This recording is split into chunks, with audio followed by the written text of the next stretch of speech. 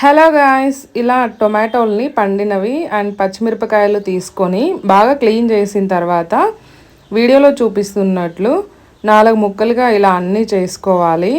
ఇలా అన్నీ అయిపోయిన తర్వాత ఒక ప్యాన్లో వాటర్ వేసుకొని ఈ టొమాటో ముక్కలు పచ్చిమిర్చిని రెండుగా తుంచేసి ఉడకబెట్టాలి కాసేపు.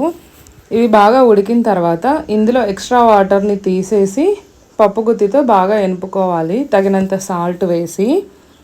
ఇలా బాగా ఎనిపిన తర్వాత మీకు కావాలంటే ఆ వాటర్ వేసుకోవచ్చు, వద్దంటే ఇంకా పడేయచ్చు. నెక్స్ట్ సేమ్ ప్యాన్లో అది పక్కకు తీసి పెట్టేసి పోపు పెట్టుకోవాలి. పోపు కోసము ఆయిల్, తెల్లగడ్డలు కచ్చాపచ్చగా దంచినవి, ఆనియన్స్, పోపు దినుసులు అన్నీ వేసేసి ఎర్రగా వేయించాలి. ఇది వేగిన తర్వాత ముందు ఎనిపి పెట్టుకున్న టొమాటో మిశ్రమాన్ని మొత్తం వేసేసి కలిపేయాలి.